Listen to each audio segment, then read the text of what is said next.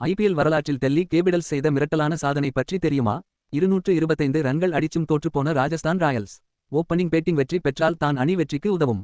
சூரியவம்சி விக்கெட்டை எடுத்து coil Jamieson கொண்டாடியது சற்று கடுப்பாகத்தான் இருந்தது. அதே போல டெல்லி டக்கவுட் தான். என்னடா நீங்க குழந்தை விக்கெட்டை எடுத்து அல்பத்தனமா கொண்டாடுறீங்க என்று.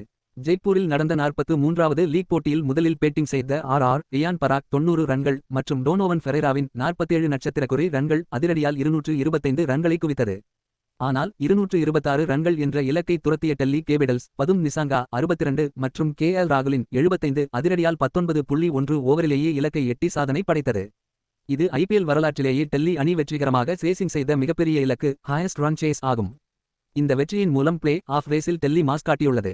பொறுப்புடன் ஆடி வெற்றியை உறுதி செய்த ராகுல் ஆட்ட நாயகனாக தேர்ந்தெடுக்கப்பட்டார். 225 ரன்களை அடித்துவிட்டு ராஜஸ்தான் அணி சொந்த மண்ணிலேயே தோல்வியடைந்தது அந்த அணிக்கு ஒரு பின்னடைவாக பார்க்கப்படுகிறது.